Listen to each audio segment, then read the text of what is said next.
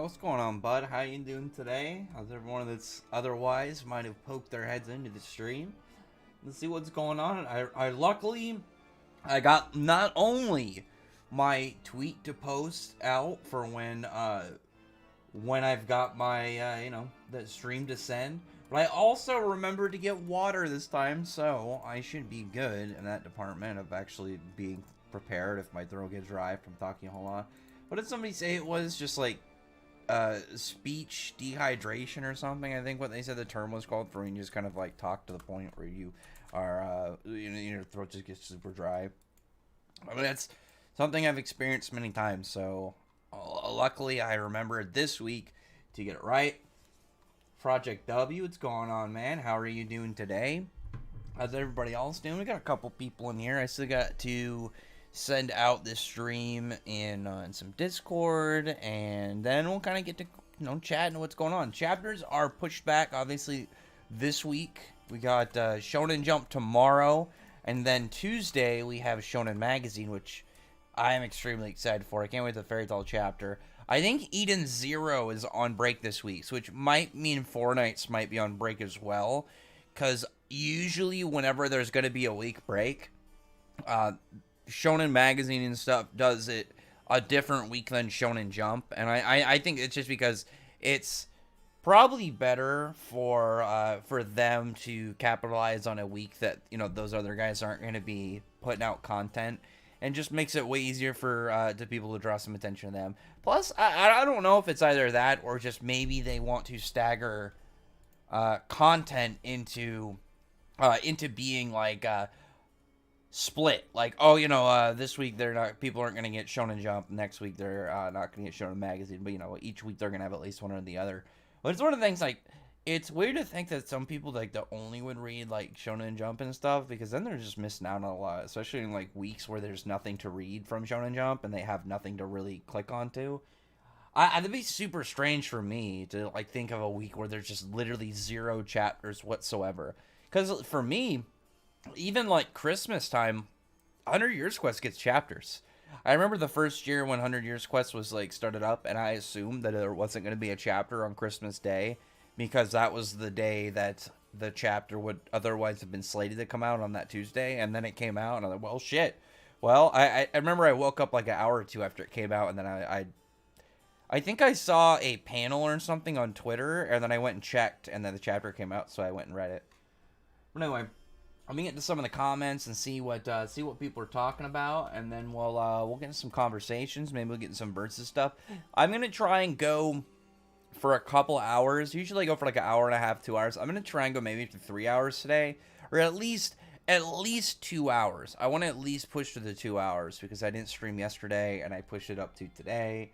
I was just busy, so today we've got just the normal stream to make up for, just anything going on. Tuesday, we will still have a Tuesday stream. So Tuesday, we'll still have the normal Fairy Tail Chapter Day stream going on. And we will get to, all that stuff and get to all that content and those conversations when that chapter comes out.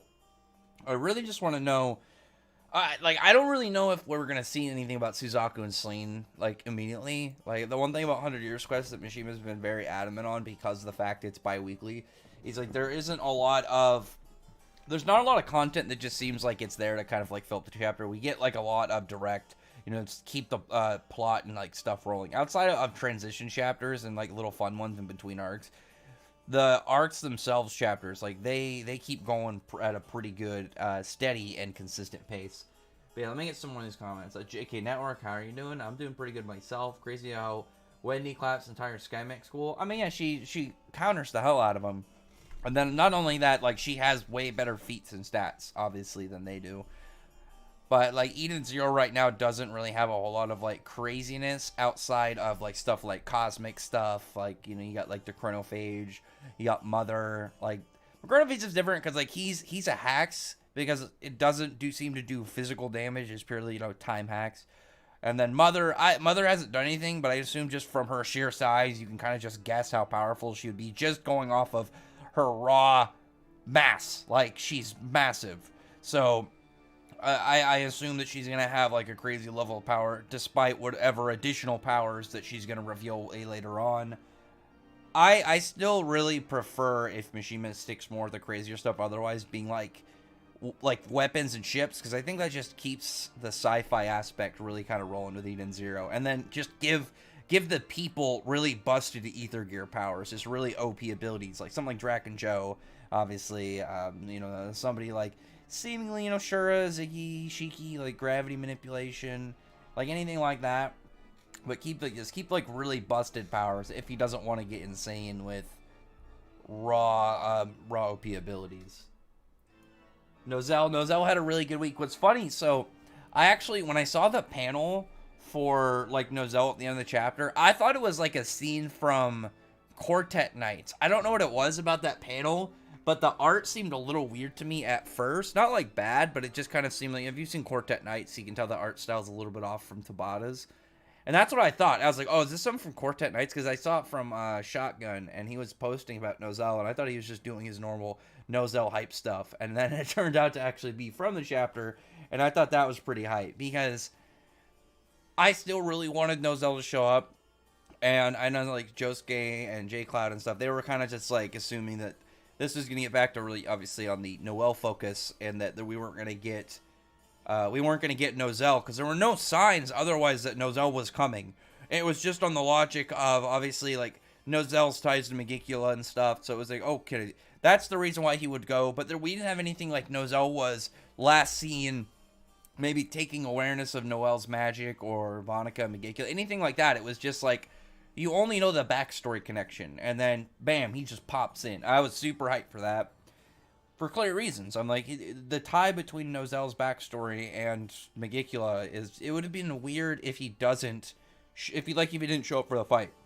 It's the same thing with, like, when Josuke says, like, Mars not showing up, given, like, Morris's involvement, would be weird, because, like, if they get rid of Morris, or stuff happens to Morris, and Mars at least doesn't even show up, it'll just feel odd. Like we talked about on Twitter, I'm glad that there's animes reaching top 10 in Japan. Yes! Like, the anime doing well is pretty solid. I know the manga sells fine, but the fact that anime is doing really well to compensate is great. And Mishima knew himself, like, he even said it, that he believed that Eden Zero's series would translate way better to anime format than manga format. And I definitely agree with him. That's something that I agreed. I wasn't thinking more of a, like, Shiki's movement. Like, that's one of the things that he was mentioning. I thought more of just, like, the visuals of space and stuff, and, you know, like ships and all those things would look way better formatted for an anime rather than a manga. So I'm glad that it's doing really well. What's going on, Jared Punch? How are you doing? Will Nozel, will Nozel be of any use against Megicula? I don't really know what Tabata has planned, because I don't see what Nozel's magic itself is gonna really do, given, like, he's not arcane. He doesn't have Saint Stage. I don't know, as far as we can guess, like, him having true magic or ultimate magic. It's a weird thing right now with, like, Nozel being there from the stance of, like, we don't really have any, like, we don't have any information towards, like, what he can do now. Like, what has he done since the time skip? I could see Nozel having something like true magic and it not really being a big deal of him just kind of having it, even though he didn't go to the Heart Kingdom, because it's something that, like, he should be able to pretty easily figure out from just, like, knowledge maybe of, like, Charlotte and anybody else that went. Or Tabata's going to reveal something. I will say, I would like him not to introduce, like, a whole new thing, like a whole new type of magic, because we got ultimate magic, we got Saint Stage, we got all these different types of variations of magic.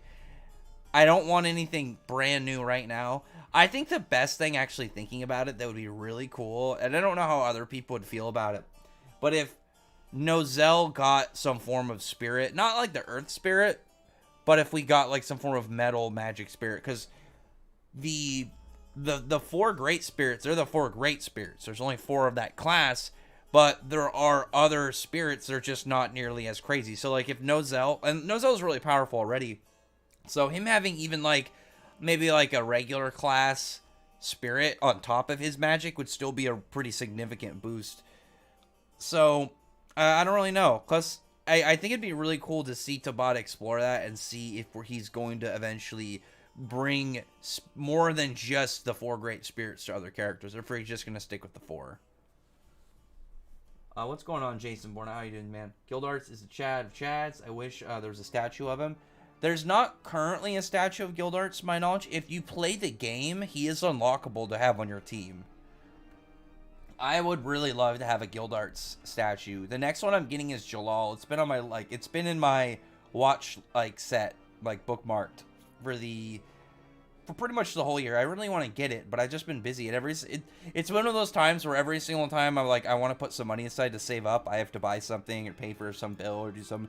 It's been pretty funny because when I got my other statues and stuff, I didn't have any of these problems, but it's just they keep popping out. The second I think about getting this friggin' Jalal statue, things are good and just getting a little too hectic. So I gotta wait on that front, but it's gonna be worth it when I get it. I can't wait to get it. It looks so cool. It's got Grand Chariot all poised up behind him.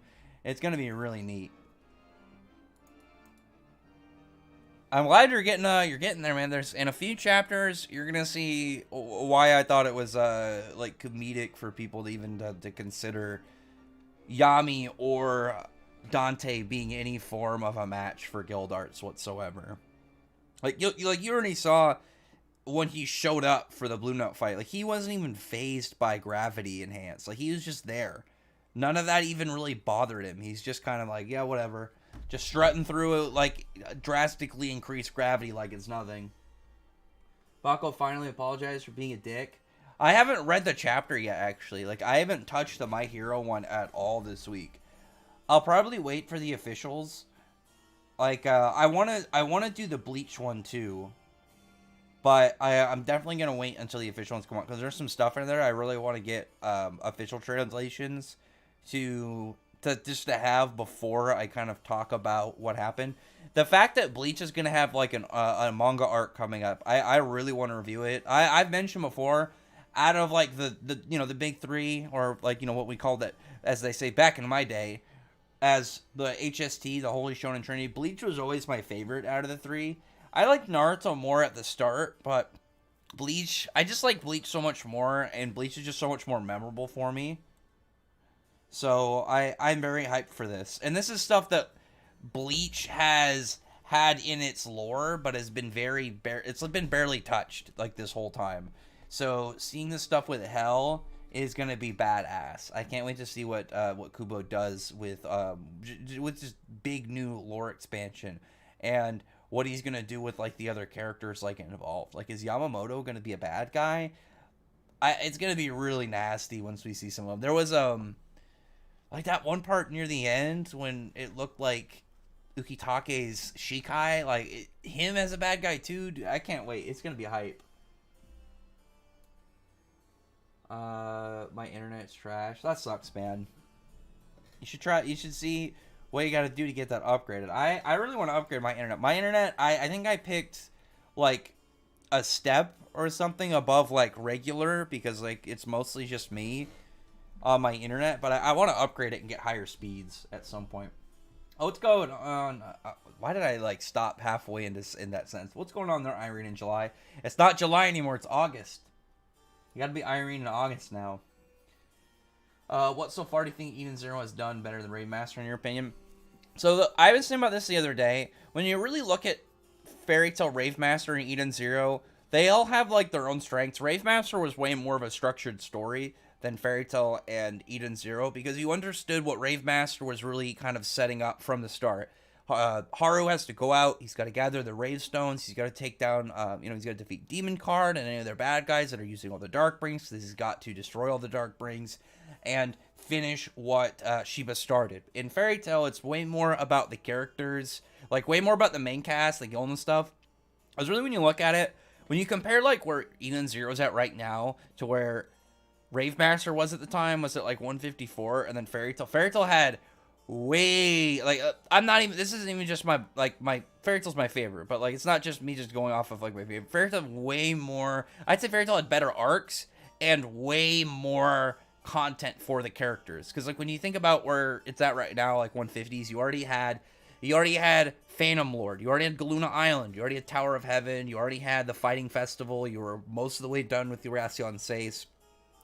And then Eden Zero is way more with exploration. It's way more about like them on a large scale adventure. Like there's still an adventure aspect to Rave Master and Fairy Tail, but it's like the characters are on an adventure, whereas Eden Zero, the adventure is way more of the focus. It's way more on it's way more tied directly to the story, whereas adventuring is something that is involved in the story with the other two. Like Eden Zero's done way more with just going out, showing the like in its universe, but you know what I mean, but like the world, like world building and stuff, and just kind of like letting you see the large scope of everything that they have to go and travel to and everything they have to go see. It's just the different things that they each do. Like Mishima's always been amazing when it comes to its main cast, but like Fairy Tail's definitely, I would say, his best main cast. When it comes to like which one you like most, you know, preference would obviously be the thing, whichever ones you like more based off of their characters and stuff. But definitely Fairy Tail's, especially as where like the characters are at now between the other, like, you know, what is it like in like 150 something, 154. Fairy Tail had way more of that, but in Eden Zero, they've shown it way more of what's out there and the characters experiencing like what's out there and just seeing like all these different areas and experiencing them. Like that's just that what I'd say is like the big gap between them. Story structure, the main cast and like their involvement in the story, and then like the characters exploring and going out and seeing, you know, the universe and whatnot. Just exploration. And again, world building, but obviously it's for the universe. It's verse building, I guess you'd want to say. If Ignia and Prime Shura met, would they get along? Or Prince Shura? Probably not. I don't really see Ignia really caring whatsoever about Shura. I would be willing to guess, too, that, like, Shura would probably see some problems with this dragon who's literally just going around murdering people en masse for no real reason. And not, like, because Shura would have a problem with that, but because he'd probably be like, yeah, this guy himself is a problem. This is a dangerous being. What's up, Tusk? How's it going, man? Endless and Acnologia both body Mother. I mean, yeah, Mother doesn't have anything really to go off of right now other than just size. But Acnologia would eat her, or Endless would just kind of nuke the dimension. I guess more like he would just kind of like collapse it, whereas Acnologia would nuke it. Just, you know, the differences of how their abilities work and stuff. Ultimate Magic Luck versus Saint Stage Noel. Noel. I mean, Luck has the power advantage, but like Noel has way better feats. If Noel can, or if Luck can outlast her, that's one thing. But I feel like based off of what we saw in the Bonica fight, Noel should be fine.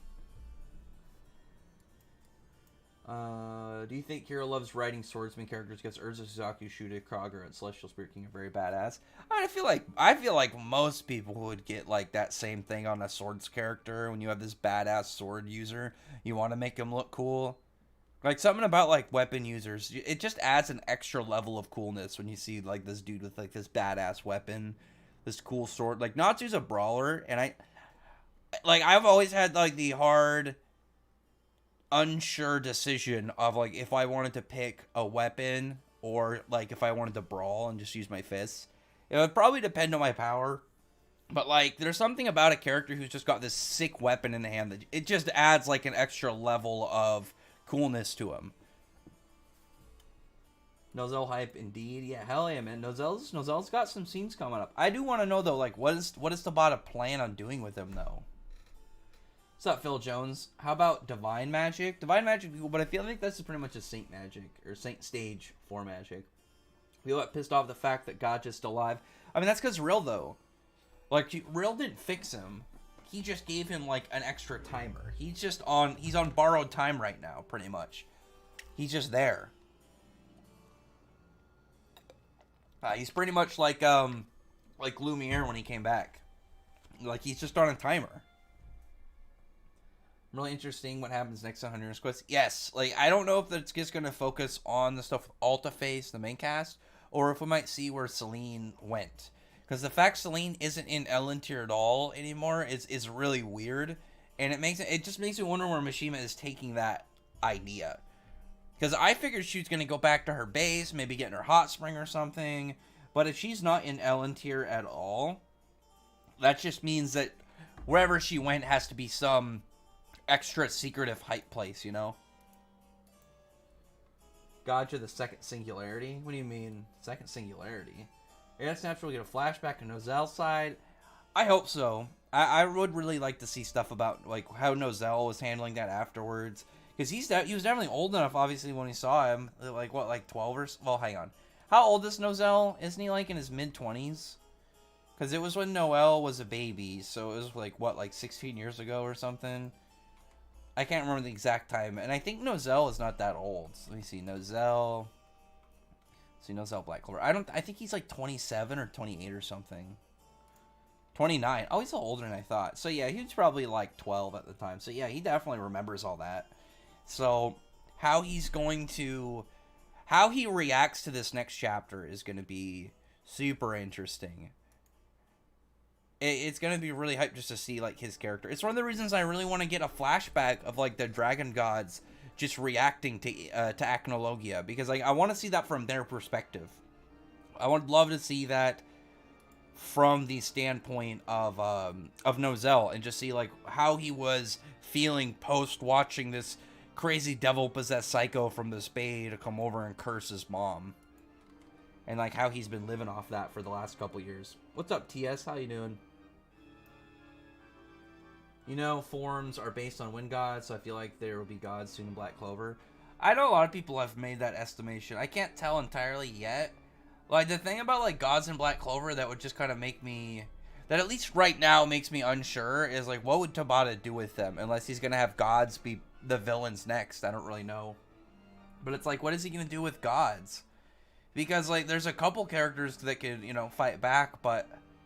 unless the gods are not, like, they would have to not even be remotely close to, like, God level. Like, you know, all-powerful, being crazy, flipping, you know, continents over or something. Like, when you think of, like, this divine being who, you know, they can just completely, like, wipe out humanity, I would assume that they wouldn't put that against the characters. Because, like, you could have some characters eventually get powerful enough to find them, but I feel like that's really going to be a select handful of characters at that point in Black Clover. And I don't really know what the other characters would do. And I don't want a lot of the characters to become irrelevant. That's one thing I don't really like when it comes to series, when they go for a long time.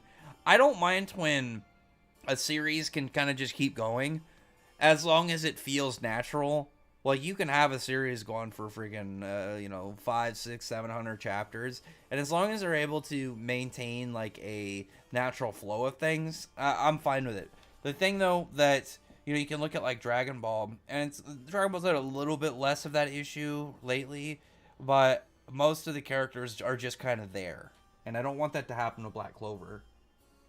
Because even in times where, like, Black Clover, you have some of the side characters not doing a whole lot. It's more of like they just haven't had their chance, rather than like, whereas when you look at something like, again, a lot of the characters in Dragon Ball, they logically can't do anything to the big characters. Not even big characters, like most of them even kind of like minions of the big characters now. And if they somehow do, it likely wouldn't make sense. Because, I mean, look at Super, when you have like Krillin and Roshi doing stuff, but like Krillin or Roshi fighting Jiren, or freaking anybody relatively like messing around with Goku. What was it, like the part where they hyped up Krillin to do some like some form of untapped potential even close to Goku, and I was like, what are they talking about? Krillin capped out like in like 1991. Actually, probably before that. Let's see. Any thoughts on the new My Hero? I haven't read it yet. Death Fetish? Yeah, some people... There's just this weird sect of people that think, like, characters have to die, or, like, darker is better. I for one, I very much prefer the mainstream shonen setup, where it's, like, not a lot of characters die, but anytime a character dies, it's, like, it's super impactful on the story and the readers, and it's supposed to just gut punch you, pretty much, and make you just sad that, you know, all these events happened. Not like I can understand where some series where it's like, you know, characters can die at any point, which is neat, but when a character dies and I don't feel anything, it kind of like takes me out a little bit of the story, because it tells me like I'm not invested in what just happened. And I want any like major things to be something that I've put some energy into. Gildart slaps Yami. Yes, that's not even close. Gildarts would bust Yami up so bad. I don't think Suzaku is going to survive. He's going to survive. There's no way he dies. I don't believe he dies here. Like, if Mishima was planning to get rid of Suzaku, he would have to use his Dragon Force first. Because if he gets him a Dragon Force and sets up, like, oh, he's so far gone, now it doesn't matter, then I could see him dying. But, like, right now, no. And especially because he just really showed up. People in Broken Chain were saying Asta star level. Yeah, that's ridiculous. There's a, like... I like Roku, but some of Roku's like power scaling stuff and the people in his power scaling community. It's like watching Seth the Programmers, where he's got like All Might being faster than light country level, and I'm just like, what the fuck are you talking about? It's ridiculous. It just seems silly. And then you're just wondering, like, where are they getting this from? Where are they reading some of these stats? I remember I was talking to somebody about it, and they were saying like, well, based off of Dante's singularity and him. Everybody hit at level with like 80% Dante and above is like multi-continental, and I'm like, and they're trying to use it against like a fairy tale debate, and I'm like, but that same logic, then I can just make literally Blue Note and up the same thing, and Blue Note, like the gap between where big people are from 80% Dante and up in Black Clover is not even remotely within the same visual range of like where top people in fairy tale are compared to Blue Note. It's not even a question. Rakim is named Rakim. He needs to know when to like stop trolling. And I know he does the same thing Shotgun was doing, but it's funny because Shotgun has been getting way more tame. He's been getting kind of like calmed down, which is good because I've tried to talk to him before, but sometimes he'll kind of just go crazy and be out of control. And you just gotta know when to turn off that shit posting troll thing. And he's been figuring out lately, which is good. There's that, you know, I don't mind people shit posting, but it's like if you can't turn it off, then it's just like what's the point of having a conversation? Yami versus Gojo, I still say Dimension Slash is going right through it, and Satoru, because of his confidence in Infinity, something like Dimension Slash, he's gonna stand there and think he's gonna block it, and then bam, he's cut in half. Yami turns him into a Kit Kat. And Yami's way faster. Jujutsu Kaisen currently doesn't have like any speed feats whatsoever to really warrant the idea that they can fight Yami. Any theory on where Celine went? I mean, right now, no. Like unless she has like a pocket dimension or her own lair, because those stuff with like her sons, we can maybe see where her own dragon lair is. Maybe she's going back to wherever she, you know, raised her young or whatever, something like that. Other than that, I don't really know. Maybe she went to a moon. Maybe she's like went to some moon and she's gonna go hang out on there. I don't really know. Gildart's moved in Blue Nut's gravity and stated this gravity is equal to black hole. Yeah, Gildart. Yeah, it's the same logic where it's like, yeah, I could use that too, but it's like I'm not going to because I think that would be silly. Do you think Joel's face tattoo is going to be an iconic thing in terms of his manga since it's in Raid? Oh, that was in his original main character one shot. If you go look at Magician, that was the same mark was on his original main character before he even did Rave Master. It's something that he's always going to have around. It's like Plu. Why did Mishima make every locker room user other than Laxus so weak? They didn't. What's this freaking Cobra? Cobra took hits from Acnologia, and he was doing damage to Jalal. And the twins, like the twin dragons, like they're not weak either. They just were in a spot where they were swinging too high. I mean, look at Orga. Orga wasn't weak, but Orga decided to go try and play heavy on Jura and got screwed over for it. There's always like it's the same that God Serena and Acnologia. God Serena wasn't weak. He just decided, hey, I think I can do this. Didn't. You should always be aware of the people above you, both and the power gap, but also like how are they going to respond to you? Are they going to be like, oh, you know, I'll try and fight at your level and give you a little bit of a match versus like somebody who's just like, yeah, I'm gonna fuck you up. Talk about that shit, get hit. Gray versus Gildarts. I would still say Gildarts right now. The thing right now with Gray, well, one, none of Gray's abilities are going to have any power advantages over Gildarts, but also Gildarts should just overpower him. Gray has, at least right now, more of a power ceiling Because as far as we know, Guild Arts is at his peak, where Gray should be able to get way stronger, just based off obviously his age, the stuff that he's currently set in. I would give it to Guild Arts now, but it won't surprise me if Gray is way more powerful by like the end of 100 Years Quest and stuff. Bleach equals repetitive? No, it is. I like Bleach. The only thing really kind of like in some way repetitive with Bleach is like the setting between the Soul Society arc and Wako Mundo with like Rukia and like, you know, rescue Rukia, rescue Orihime. But it's like outside of that, and obviously context matters to those. But like the only problems I really had with Bleach were some of the fights near the end. But it didn't ruin the whole series for me, and I'm so happy that we're getting more. Like, I've listened to people that have gone through the novels, because the novels were very much in Japanese only until recently. So, like, I know some of the extended lore, and, like, I really like Kubo's ideas. Like, when you look at the large-scale lore of Naruto, One Piece, and Bleach, I like Bleach's lore way more. I think it's way more interesting. I think the characters are way cooler. I'm really hoping that we can get, like, a pretty fair-sized amount of content from him. And with, like, the digital release, like, way more digital release now, and then when you look at stuff like Kaiju number 8 and with Spy X Family, who have, like, irregular releases. So what's that, Chojin X too? So, like, stuff like that, where it's not, like, weekly, it's not the same thing as, like, all these other ones that have, like, a set schedule.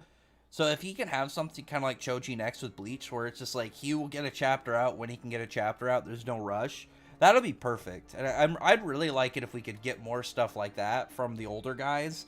Like, once they've already earned their cred, they've already got their fan base, then they can just put stuff out when they're comfortable. Like, as long as they don't, like, fuck over their fan base and don't, like, leave him hanging, then I'd be perfectly happy about that. Like, if Kubo's be like, oh, yeah, no, this chapter will take me 2 weeks, this chapter will take me a week and a half, this one will be 3 weeks, I'd be fine with it.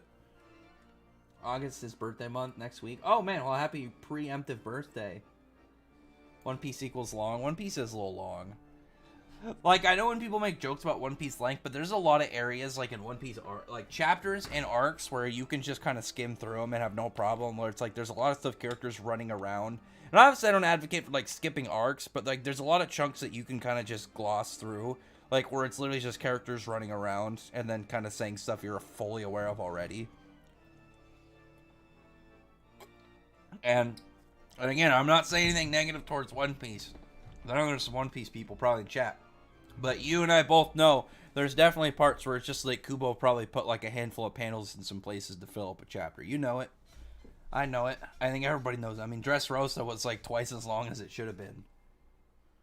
Naruto's inconsistent. Naruto's fine. Some of the stuff is definitely inconsistent, but I mean, nothing too crazy. In terms of heroics, who's better between Haru and the traditional hero? Oh, man, I like Haru as a hero is so much more interesting than Deku. Like, Deku's cool. I don't dislike Deku. But, like, Haru's like a good poster boy for, like, a classic hero's journey character. Like, he's right there. He's, like, the same thing with, like, Luke Skywalker before Disney fucked him up.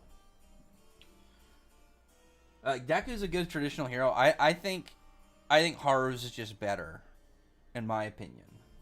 Tanjiro is more of a hero than Deku. I like Deku way more than Tanjiro, and I would count on Deku way more than Tanjiro as well. Ray was way better written. The story flew organic. I don't think it's better.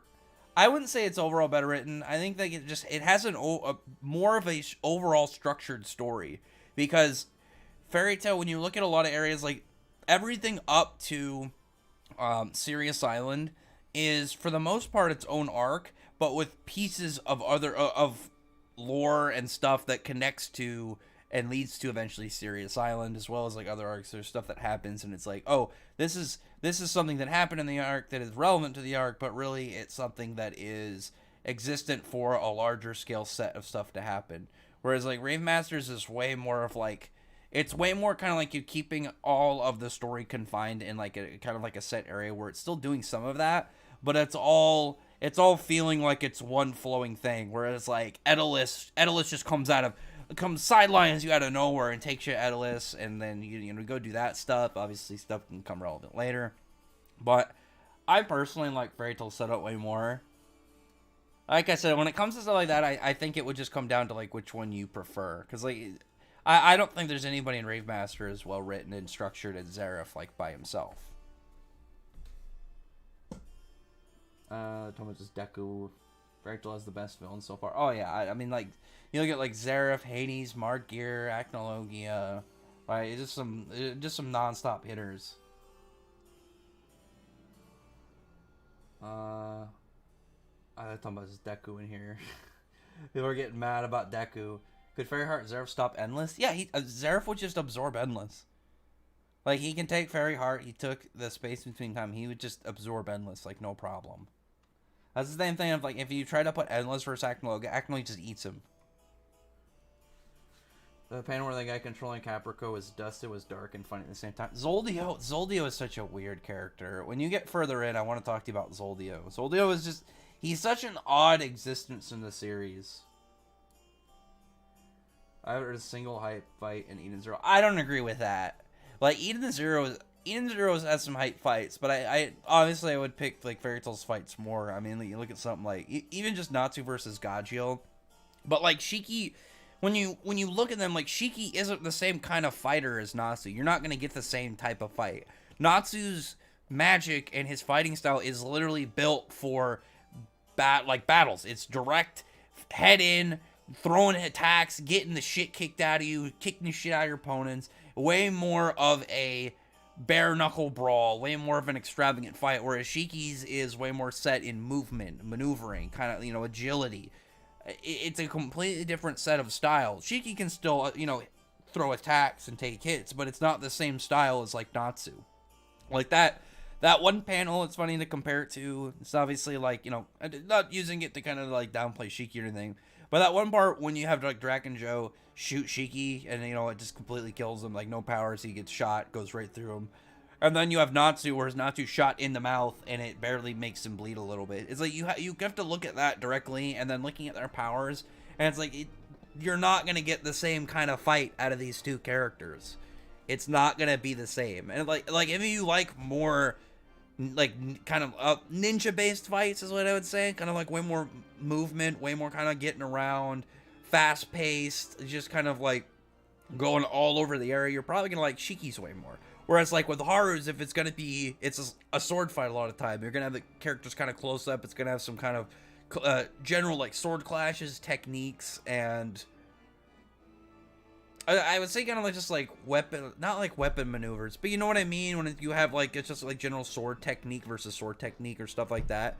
It's obviously way different than a fist fighter fighting relatively any other kind of type. Because, like, Natsu fights way more different kinds of fighters than, like, what Haru and Shiki face. That's what like, another thing on top of that. Like, Natsu's just, because of Natsu's style, it's way easier to put him against differing powered opponents.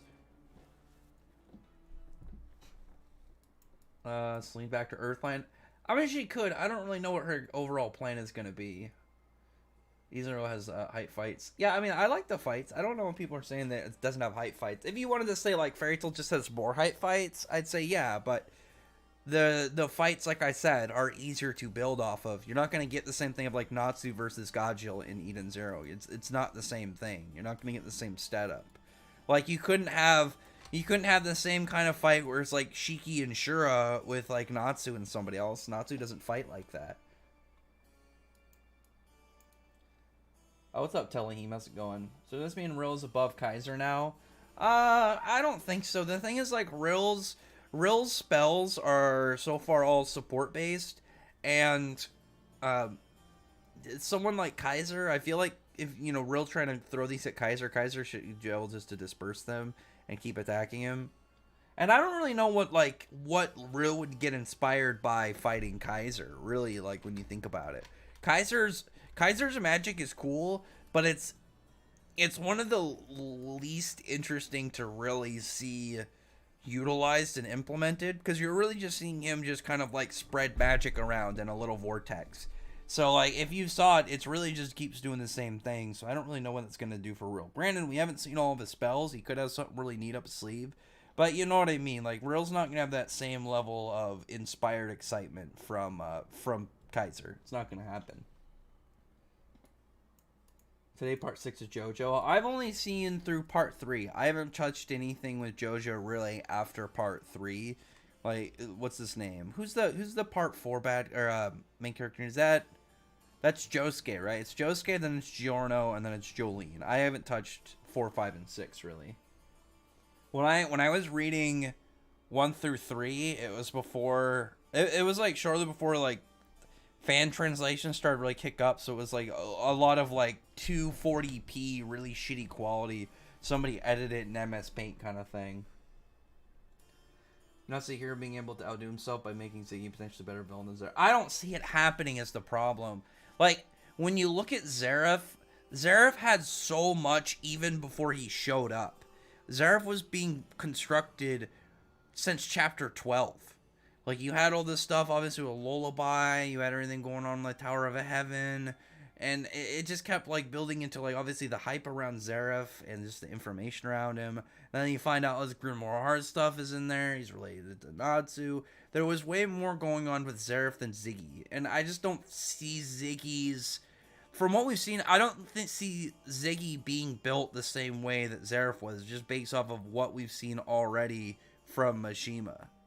And he's already said that Eden Zero isn't going to be as long as Fairy Tail, so I don't see it being even a long game kind of thing. Because Zeref just has so much to him, so much to his character, so much like his influence.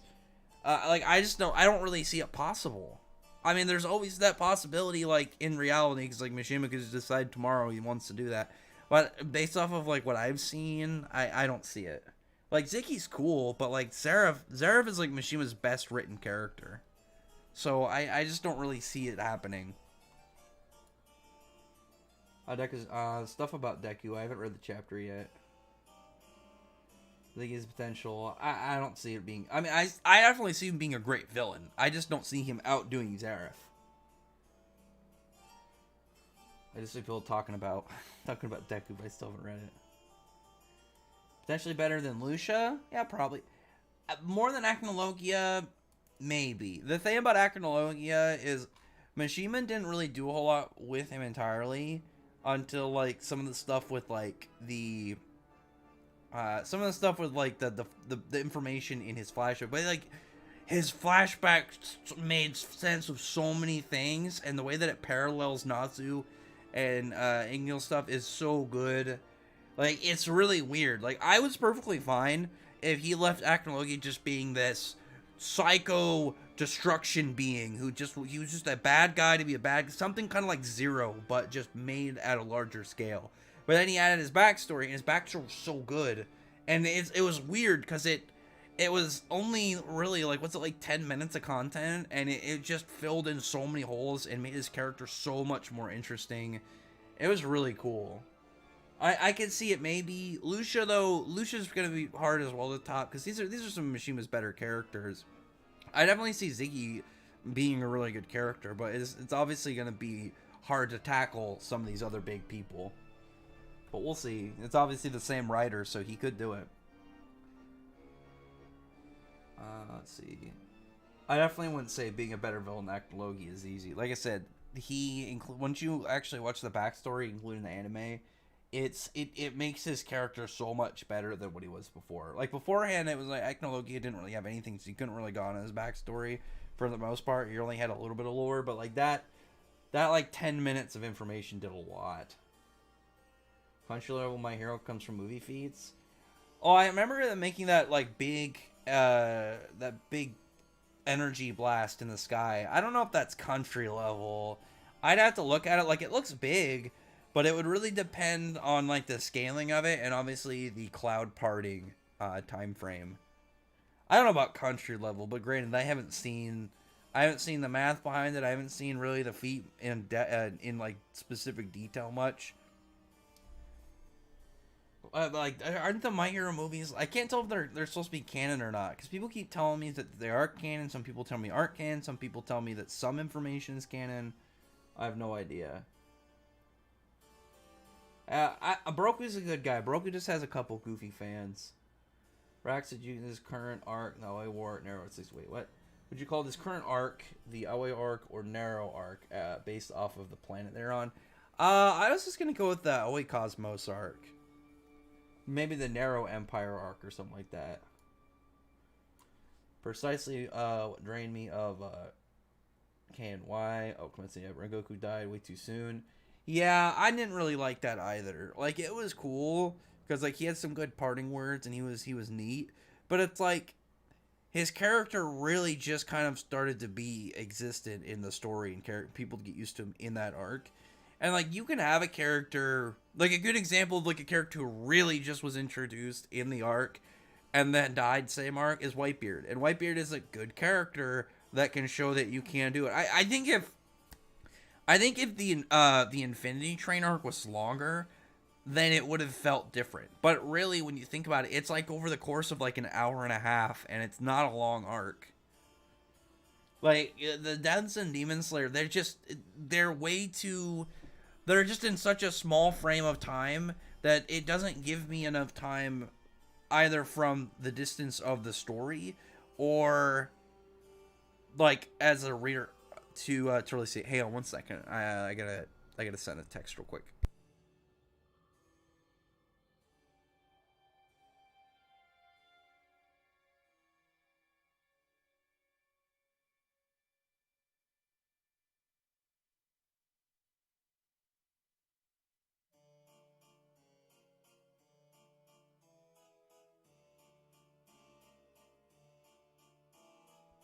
Okay.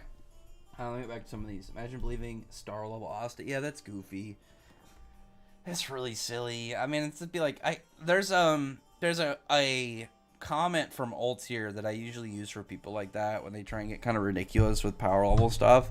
Like when you get to like ridiculous, there's a part where Altier explains when she's making variations of her Lacrima, like future Orbi. It's obviously Lacrima, but I always just wanted to say like a future telling ball, like future. What is crap? What are they called? What are like fortune tellers called? Just like crystal balls, pretty much. But she says that she's like manipulating parallel timelines and universes and compressing and shrinking them down to like this level. And it's like, okay, by, the logic of where you're going off, if I can just use this sentence of power explanation and say, oh, well, everybody I guess is multiversal, which is obviously ridiculous. It's the same thing where it's just like, it's goofy. It's really goofy when you try and push things at a level that just seem ridiculous. I never get to like any comments on the Abba character because they all die. That's understandable. Gojo Vincent, Gojo Souls, the whole verse of Black Clover on TikTok. TikTok power scalers currently are probably the worst. Out of any platform I've seen,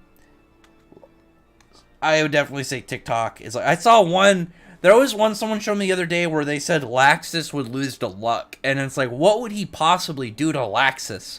Laxus doesn't even have to leave base form. Like even if Luck tried to use ultimate magic or Ceranos, like he would just rush at Laxus. Laxus would just grab him by the head and smash him into the ground. That's not a fight. Like TikTok has some of the worst power scalers I've seen. Yeah, Dimension Slash is gonna bypass Infinity super quick. He's getting just sliced. Shura has to die. Shura, I can definitely see dying. Like he's weird because I don't know if his character is going to make it past this arc or not. Gojo attack is also mental. Yeah, he's got a really good rounded set of hacks. But I mean, like if you were a Dragon Ball character, you could just blow up the planet. What would stop someone like Frieza from literally just blowing up the planet? Like not even like a gold Frieza, like literally the weakest Frieza possible. Blows up the planet, leaves, flies through space. Jujutsu Kaisen does have speed feats. I'm saying they don't have speed feats to mess with Yami. Like, there's nothing in Jujutsu Kaisen to imply that they have, like, crazy speed. There's no, like, light speed stuff. There's not even lightning timing. Like, people, like, you don't even really have anything like people, like, having, like, high Mach speeds. Uzui just retires completely, too. His was the only one that I was okay with, because he's like, alright, I'm out. I got wives to take care of. I'd rather not die. His was, like, the only one I was like, okay. Like, he left on a note that was understandable. And he was actually really well built through that point. Like for a retirement, his amount of character content was great. It wasn't enough for a death, and so we didn't get one. And I have always appreciated that about his character. You see anyone die in that way Cosmos arc, it's probably Goodwin. Oh, I absolutely think he's gonna die. Like, he's a character that I can see literally on the chopping block at any point. Like, his character isn't somebody that I assume is gonna... I don't think he's gonna join the Eden Zero. I don't think that he has, like, a longevity of, like, what he's gonna do after this arc. I don't know if anybody in the Eden Zero is gonna die, though. Like, that's the thing right now. Like, I just have no idea what Mishima has fully planned. I could potentially see Witch die. I don't think Hermit's gonna die. If Sister dies, I'll be probably the most surprised out of any of the characters that might die, because, like, she's their healer. So if Mishima kills off their only healer, that'll be really weird. But it'd be one of those more, like, understandable things. I just don't know if he should kill off anybody already. Because, like, a death early would be surprising, but I don't think that there's nearly enough to, like, they give the characters the proper amount of impact. Like, if Witch was killed off, I'd be like, wow, that was actually really surprising. You know, Mishima's definitely wanting to kind of, like, get one out of there quick. Because, like, one thing, obviously, is that, like, he's already said that Eden Zero isn't going to be as long as Fairy Tail, so something like that would probably happen way sooner.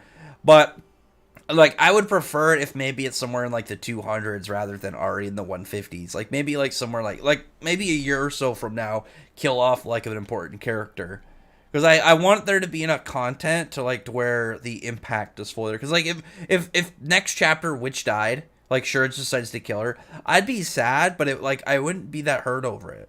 And that's one of the things that just be, like, it would bother me to a degree, because I'd want to be more sad about a character dying. It's one of the things that always bothered me about Naruto with Neji. Because Neji used to be one of my favorite characters in all of Naruto. And then, like, years later, Kishimoto decides to kill his character off, and I just, like, it didn't do anything for me, because this character literally hadn't been relevant in, like, 10 years. So it was just like, oh man, that sucks, versus, like, if he had kept even half the level of hype I had in Neji when I was, like, getting into Naruto and stuff, I would have probably been in tears. I would have been really sad. What's your opinion of Megiku's curse wording magic? I like it. I think it's pretty cool. I like Megiku a lot so far. She's definitely one of my favorite bad guys that Tabata has put in the series. Also, I have read the manga for Jujutsu Kaisen. I've been reading Jujutsu Kaisen since, like, chapter 16. Like, I've been reading it longer than most people have. You know, not a flex, but just like, yeah, I've been here. It's the same thing with Black Clover. I've been reading Black Clover since the dungeon arc. When I started reading, Asta only had one sword, and his name was translated as Aster. He wasn't even Asta at the time. It was Aster and Juno. You lost the ability to cry. That would suck. Some things get me emotional. Gojo gets slapped by Krillin. Krillin can't hurt him, can he? Maybe Destructo Disc. Imagine comparing Laxus to Sting and Rogue. It's not even a fair comparison. Yeah, I mean, Laxus is Laxus. That's just, yeah, Gray's barely got any feats. I mean, Gray just had pretty good feats a couple chapters ago. Who got bodied worse, Shiki when he fought Justice, or Yuno when he fought Xenon? Obviously, Yuno got a more aggressive end, because, like, you know, where he wasn't really skewered, but we saw way more of the beating for Shiki. Like, Shiki's was all on the screen, just watching him get bodied. So I guess it really depends on whether you look at it from how much he got his ass beat versus, like, the end result. Because obviously Yuno had a way more painful end result. But Shiki just outright got more... Shiki got beat up longer. Like, he took way more smacks. Boo one-shots everyone except the final characters 5. I don't really know what you're going for. You started Galaxy over time. Yeah. Nozel hype hours. Yes. We've got some big hours for Nozel. One Piece to go. I'm not a huge fan of One Piece personally, but that's my personal take. Definitely, like I said, out of, like, the you know, those three, One Piece, Naruto, Bleach. For me, it's Bleach, then Naruto, then One Piece. One Piece has a lot of really good world building, though, for sure. But, like, I'm not a huge fan of the... I'll say, like, I'm not nearly as much of a fan of, like, the scenes and the characters for One Piece as I am the other ones. Which, obviously, like, world building is really cool, but I have to like the characters a lot. And I do enjoy them, but, like, not nearly as much as, like, Naruto or Bleach. Now people talking about, like, which one they like the most. I would definitely. I mean, out of those three and Fairy Tail, I would definitely pick Fairy Tail there. Ironclad. How would you feel Lucifer gets out of the underworld and he flexes by pulling a meteorite from space to attack everybody? That'd be pretty hype. I would love to see something like that. Probably have to rewatch the stream for what? What are you talking about? And people would call other people Goku tard when they're not watch the anime and manga and saw how Goku is. People wait what? People just don't like how they speak facts on their favorite character person in anime. I don't know what you mean, Phil Jones. I wish Dragon Ball did more with Broly. I'm really confused why Broly hasn't been brought back into the manga. It's really weird of like why bring Broly into the canon and then attach him to stuff, but not having him kind of tied to stuff. Like not having Broly kind of be there in like the current story or the stuff with Moro. One second.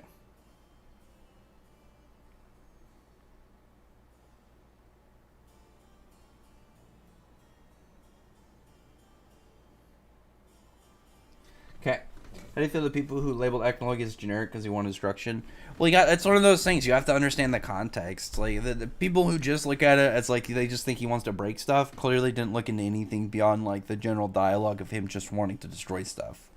That's really it. Like you have to know the context of like why a character is saying something. Like Zero just wants to break stuff. Zero just wants to destroy. Like, but we know that that's what he said. Like that's what he wants to do. Whereas Ethnologia, that's clearly not the case. Like, we know about Ethnologia's backstory now. We know about his character. We know why he's doing what he's doing. Anybody who thinks that, he just wants to destroy clearly didn't look into anything other than, like, the base words that they're talking about. I think Zerv is the best villain in August 2nd. You like August the 2nd? That's surprising. But I can understand that. August is, like, actually really interesting of a character. When you get down to like the content of him and like go into his backstory and stuff, like August would have been really cool if we got to see more of him. I still think that Mishima though had to kind of like figure out who he wanted to kind of showcase out of those two groups, August or Irene, and then Zeref for Ethnologia, and then he chose Irene and Zeref for just like their like Zeref being way more of like an important character story wise, and then like he's got way more to his character, and then Irene being way more important to like the lore than August. How do you feel? I never this one. Gray claps, I mean, yeah, that's not a fight. Like Gray can just literally freeze everything throws. That's not fair. Plus, I mean, he's way more powerful.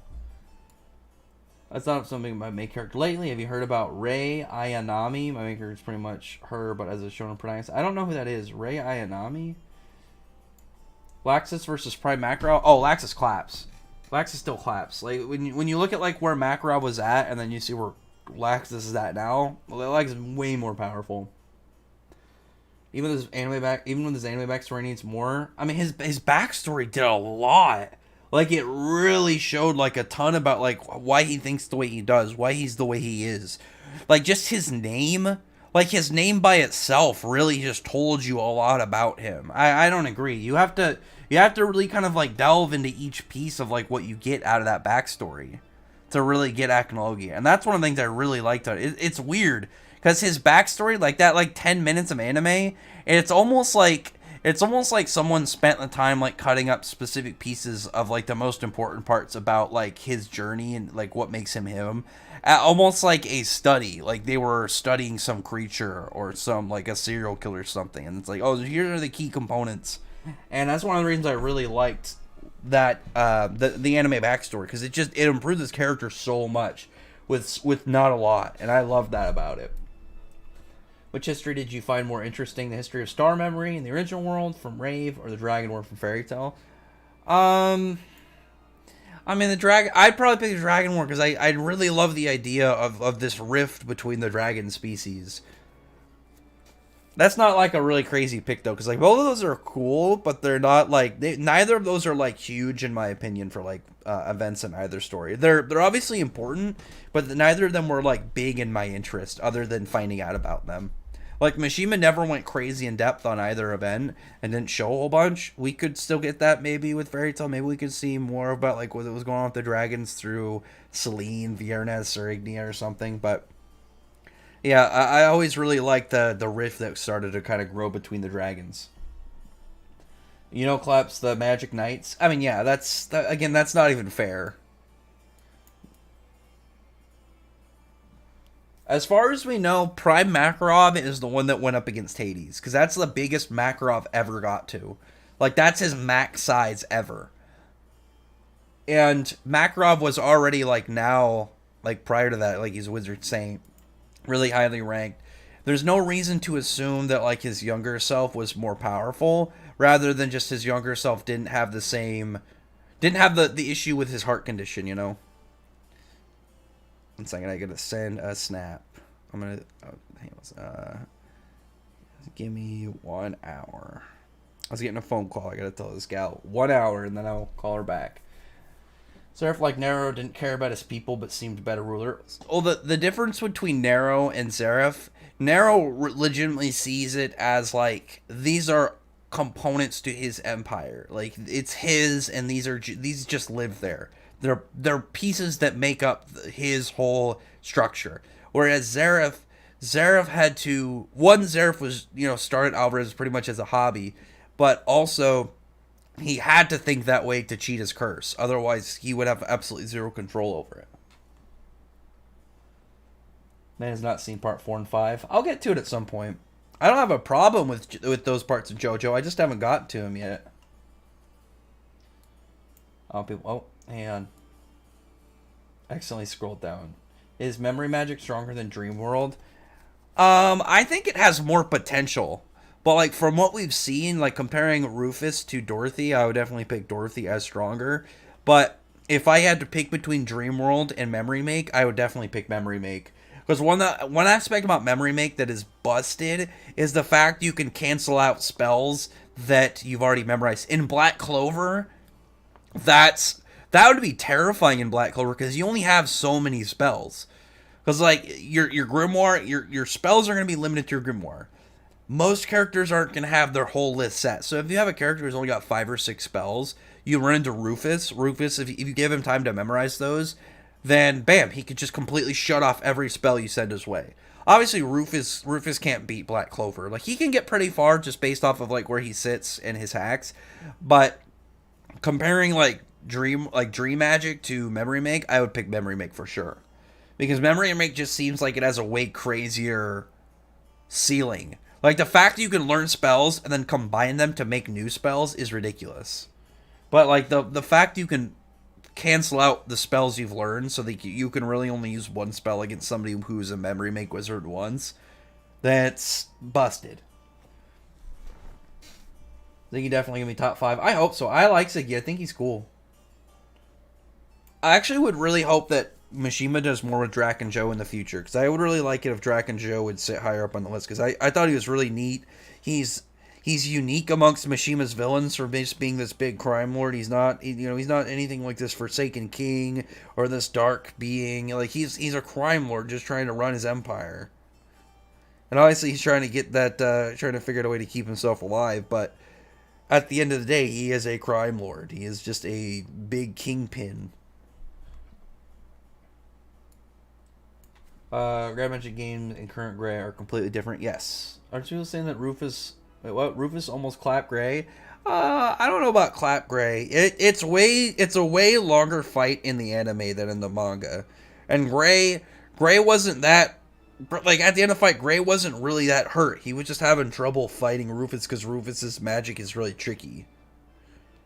Because, like, after that, he went and fought Leon. So, it's not like he was in that bad a shape. Yeah, Lexus is just gonna laugh off anything that Lux sends his way. Rufus versus Dorothy? Oh, I'm gonna give it to Dorothy. Dorothy should just sit generally more powerful than Rufus, and she, because of her magic, like, is just gonna be way more. It's gonna be way more flexible. Like, I think Memory Make, I would say, is better than Dream Magic if you put him at a 1-to-1. It's just that Dorothy is way more powerful than Rufus was. So we're seeing her magic to a much higher extent than what Rufus was at. Like, if we saw If we saw Dorothy at like a point where she's like, I was at like the same level as someone like Rufus, I would definitely pick Rufus just because like his magic I think is just better. But like going off of like where the two characters are at and what we saw, I would definitely say that Dorothy would beat Rufus. That version of Rufus is not being Dorothy. Yeah, I agree. I don't think he could beat her. Like if Rufus was way stronger, like even if he was like upper Wizard Saint level and we got to see more of his capabilities, I would probably pick him. But at best, Rufus is like low Wizard Saint, and Dorothy, just based off her abilities and where she would sit, you know, for being a captain of the Magic Knights, like she's at least mid level.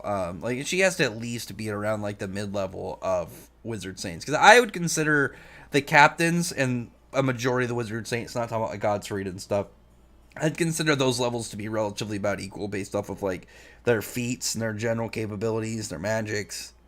The only thing that like some of them have is obviously that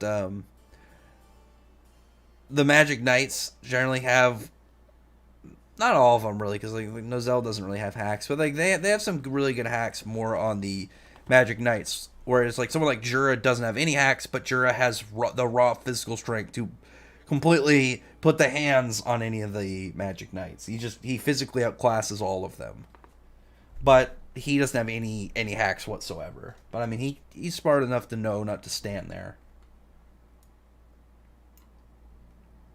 I think Let had the best fight remaster. Yeah, it's just the difference of when you look at somebody who is like Let, who is a martial artist, you're gonna get way cooler fights for somebody who's brawling versus somebody who's like style like Haru's is way more of a sword style. Well, he is a sword fighter, and Shiki's is a like maneuvering kind of fighter. He's somebody who's just constantly trying to approach it from different angles. A way to look at it, it's like you have a target. And they say, you know, there's a bunch of obstacles in the way of the target, like a bunch of walls and different things that prevent you from getting to this one spot. Shiki, like when you look at Haru has the 10 Commandments. He would think, okay, I'm going to use this combination of my swords to get there. Natsu would just say, I'm going straight through. Whereas Shiki would like go all around it and try and find the best approach. It's just a completely different style of how they fight and how their powers work.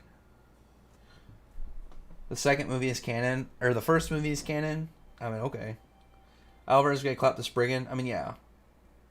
I mean, Gray was using Devil Slaying, so I mean, he should be fine.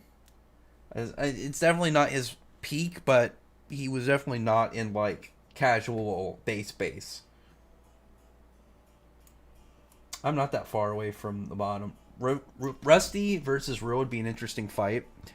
The thing about Rusty Rose versus Rill is Rill just takes a while to get really started. It would take him so long to really kind of get anywhere. It's like Rusty Rose is fresh from the start, and Rill getting expired would be very situational. Whereas like if Rill started to get inspired and started to push Rusty Rose, that's just going to make Rusty Rose more set. And Rusty Rose's magic is way more kind of like drop of the hat than Rill's. Not only that, it seems to have way more of just general range of like what he can really do and what he can kind of create. I gotta scroll because I actually scrolled all the way to the bottom. I don't want to miss stuff, but I'm gonna try and catch up fast. Let me see, where was I? Okay, I'm not that far. Broku sometimes goes goofy. Some of his power scaling I definitely don't agree with. Multiversal Ultier. It's the same thing. Like when people get really goofy with power scaling, just get goofy back at them. Find ways to kind of like use their logic against them. It just gets silly when people try and overextend and just get to levels that don't make any sense. What if while everyone is focused on Megiko sends a blood soldier and one can kill her and manifest in two-thirds? That would be really cool. Because like they can stop Lolo, but like I don't think any of them are gonna do anything really to go out of their way to help Vonica. But plus, like, she should be fully capable of just having Vonica kill herself, like, literally just chop her own head off. Out of her Loki. Yeah, it's just the same thing. Max, you ever heard of a Webtoon? Like, a person named Webtoon? Grammy from Bleach defeat Dorothy? Oh, Grammy can. Grammy will be fine. Grammy scale's way higher. He's more dangerous. He's way more quick to kill. Since Rax is a cat, does this mean he's secretly a dragon slayer? I got 3 cats, so I'm a super dragon slayer. Suzaku versus weakened human Alderaan. Oh, Suzaku's fine. I would consider his whole Abyss Purgatory Blackblade slash to be about the same as Natsu's Purgatory Slashing Dragonfire. Just based off, like, that is their peak move. After that, they're done. And Natsu, and we only saw Suzaku versus base Natsu. We don't know where he sits at fully for Natsu, but I'd be willing to bet otherwise that they're, like, they can contend with each other at that level. Maybe Natsu might be a smidgen above, but I would definitely give those levels to be comparable. So I would assume Alderaan and Suzaku at that point would be like a pretty good fight. And Suzaku, if Suzaku can take down, Celine got caught, so it's not like Celine was actually like going all out from that exact moment. But that Celine should still be more powerful than like fully weakened Alderaan. Like Alderaan at that point was literally at the weakest he could be. Because I don't think you can kill Wolf in the same way you can kill Gears Metro and Doom. You have a cat as well? Good. Post pictures of cat, man. Jujutsu Kaisen is hypersonic at best. Jujutsu Kaisen just doesn't have, like, they have impressive speed feats when you really, like, use real life standards. But, like, comparing to Black Clover speed, it's like, no. They're not even remotely close. How do you have Dragon Ball power scalers and have it make sense? Dragon Ball power scaling is just inconsistent across the board. Sure, turn out the same as Celine. Yeah, pretty much. The problem with fitting Gojo in is this mental side effect of his domain expansion. Yeah, it's one of those hacks where unless you have a counter to it, or you have a character who has like a specific resistance to it, or it can like kind of like fight through it or something, then you're gonna get caught. Like Satoru, like his combination of hacks with like Infinity, Hollow Purple, and an Infinite Void is just. Or, what is it? Immeasurable Void. I'm just trying to remember all the, like, differences between the old fan translations and officials.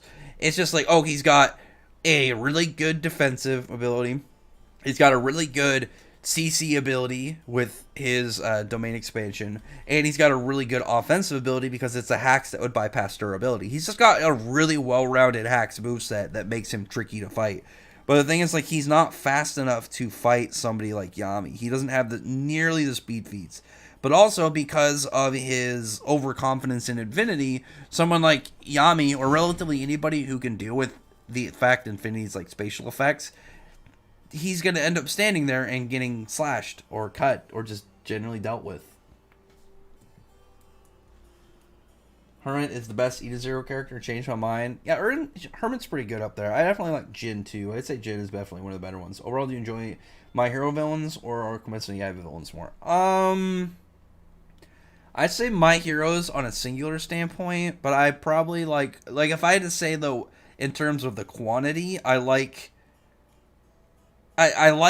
more of Demon Slayer's villains. Like I liked pretty much all of the Upper Moons. I thought they were all pretty cool, whereas like I don't like all of like the main villain group for My Hero. Like I like Shigaraki, I like Dabi. I enjoy Toga. I don't care much for. Like, I was starting to, like, read Destro, but, like, then he kind of just became a simp for Shigaraki. Stain, I know a lot of people like Stain. Stain's kind of, like, on that, like, same level as Toga's. I like her, but it's not, like, she's not a character I super hype for. I like Twice, actually, and Gentle. Like, those guys are really cool as well. I wish we got more of Gigantomachia, because I like his design, and I like his character from the standpoint of like what we know, but like that there's not a whole lot beyond like just his dedication.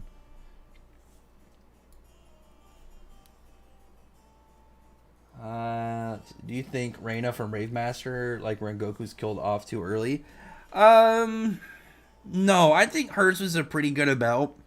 Like hers wasn't like a tearjerker, but it was sad, and you know you could feel like the unfortunateness of like the scenario. It wasn't like something that kind of like made me really bummed out. Like, Rengoku's was like, oh man, that sucks, whereas, like, Reina's was just really... Reina's was, I think, way closer to a proper death, where it's like, it's not... They wasn't going to tear you up, but it was going to, you know, it was going to really bum you out. Whereas, like, Rengoku was just like, oh man, that sucks. That's unfortunate. That guy was cool. Like, there wasn't anything really to get too attached to with, like, Rengoku, whereas, like, Reina had been around for a while. You understood more about her character. Full Metal Alchemist had fewer chapters than Eden Zero, yeah, but wasn't it a monthly? So really, you have to multiply it by like 3 to 4 times. Ironclad, stop looking to cause problems, man. I don't want it to time you out. I know what you're doing. I know how you like to operate. Cursory Magic is definitely the strongest magic Black Clover so far. Oh, I like Word Soul Magic more. Word Soul Magic is, I think personally, it's just better. Because you just say things. You just say it, bam, you got an effect. It seems way more generally flexible. In terms of hacks, where would you rank Megiko's Curse Wording Magic amongst Fairy Tail hacks? It's pretty fair. Like, it's probably like upper mid level. Like, it's good, but like when you get to like actual hacks people, like in Fairy Tail, you get to like busted abilities. Like, Memento Mori is better than any curse that Megicula has. Memento Mori is just a busted-ass curse. Whereas when you look at something, like I said, like something like Memory Make is better than Curse Wording Magic. Because of the sheer level of possibilities it holds, but also the fact that you can, like, the whole forgetting thing is such a pressure by itself on your opponent. Like, being able to, like, completely fuck over some of their techniques. Oh. You just busted a nut. Oh, thank you for the $5 super chat, Robin McClennan. I appreciate it. Current Black Bulls replace the Fairy Tail Guild in the Grand Magic games. How far do they get? I mean, really, like, they should do pretty well. Like, most of the characters they can deal with, like, including... Actually, let me ask you a question. Would you include Yami? Because you can't have a Guildmaster compete. I would assume it would be the same thing for Yami, so I don't think Yami could compete. Like, they definitely have, like, some danger with, Actually, no, because, Vanessa, I don't think Vanessa would honestly be that useful, because they aren't killing people in the Grand Magic games. And I don't think Vanessa's just gonna... she can't, Rouge can't undo stuff if nobody's dead, right? I'm trying to think. Could Kaiser deflect a hit from Nirvana? I assume so. I assume he would. I don't know, though, if it was going to be the same thing, because Nirvana's isn't like a raw power thing. Nirvana's is like a hacks thing. So if he doesn't deflect it or kind of disperse it, he's fucked, and then he becomes evil Kaiser. But, yeah, Robin, would you say that, like, Yami is competing? Because, like, Yami, I feel like Yami would fall under the same thing as, like, a Guildmaster, not be able to compete. Because people like Sting, Rogue, Kagura, Minerva, they're all very big threats to, like, the Black Bulls and stuff. Like, anybody who's really a physical fighter screws over a lot of Black Clover, because Black Clover just doesn't have the physical... They don't have the physical strength feats in both just, like, doing it themselves or taking the hits. And Monoskin doesn't protect them the same against physical attacks as it does against magic-based attacks. So... someone like Sting and Rogue, who are still really physically capable, like, them just landing hits is really going to tear people apart. And then the Black Bulls aren't going to have their same level of utility in team fights, because stuff like the one-on-one matches, like, we don't get a lot of one-on-one matches with them. And then when you get down to, like, Magna would be a really good character to have on there, because he's a wild card. And Bacchus as well. Bacchus would be really hard for a lot of them to defeat. Jura, I don't see them beating Jura. Jura would treat them the same way Orga would if they got a little too cocky. Him just botting people, slapping people down. And also someone like Zora would be at a disadvantage, because I don't think that he would be able to go lay traps out the same way as, like, the Royal Magic Night Exam. Because with the Royal Magic Night Exam, something like going ahead and laying traps is actually kind of good, because it would be... It's from more the standpoint as, like, being in the Magic Nights, whereas the Grand Magic Games is a structured event. It's got all these rules and regulations. I feel like if Zora did something like that, he would get in trouble. I don't think the Black Bulls would just compete the same way as, like, the way that they kind of do their best. And obviously, like, the Fairy Tail Guild, they do really well in groups, but I don't see We don't have nearly as many one-on-one kind of instances with like the Black Bulls, so it'd be really hard for them to do anything the same way. I think that they could do well. I don't think they would take first place. I really don't think they could. Lake versus Urza. Urza has put him in the dirt. I don't think Yami would be competing. Yeah, and if you take Yami out there, then they're gonna have a terrible time. I mean, Asta's obviously like a really useful person to have with Devil Union and stuff. But like, when you look at Asta in there, even if you like got crazy with Asta scaling and stuff, Asta would only be really like maybe a potential win, because it's not like they get to pick who goes, and on top of that, it's in singular games. So it's not like, hey, put everybody in there, Asta does his thing. And it's like, no, like he might not get selected, and on top of that, even if he is, that's only going to be a potentially one win. And if he goes against somebody like Jura, Jura's just gonna clap his hands and karate chop Austin to the dirt. Narrow steering Megicula. I don't know about that. It's gonna be weird. Do you think friendship is said too often in Fairy Tail and Eden Zero? No. I personally don't really have an issue with it. But that's just me. I don't know. Like, it's just something that obviously it's present, but I don't think it's nearly as... Like, I don't think it's as nearly as over... I think it's over-exaggerated, I think is the best way to say it. Like, I don't think it's nearly as overly present as a lot of people make it out to be. Well, yeah, there in terms of hacks and not AP, definitely Spriggan level hacks. It's not Spriggan level hacks. Like, it's good, but like nothing from... The only thing that Curse Warding has that's really... like, it would be really good hacks in Fairy Tail is like the regen. But other than that, it's like, cool, you got like damaging stuff. Decaying World is good, but like it's nothing that would be like... It's nothing that's crazy. Let's look at Tempesta. Tempesta has all these different elements and different ways to use as curse, but also he's got devil particles. Like, devil particles by themselves is like, Tempesta would be a terror in Black Clover. He'd be an absolute menace. I would definitely not say Spriggan Hacks. Spriggan Hacks is like where you start to get really like borderline game breaking abilities. You don't come in 2 chapters. Like the Yuno fight? You think Yuno's gonna show up? August and his backstory was top tier. Oh yeah, I really liked August's reveal and all the stuff around him. But like, I was just surprised that you'd put August as like your number 2. It's weird because like, when August stuff was first coming out, at least the people that I was adjacent to didn't really like it. And then like, once I kind of got more to like Twitter and stuff, a lot of people that I talked to liked August stuff a lot. It might have just been like some of the people I was talking to at the time.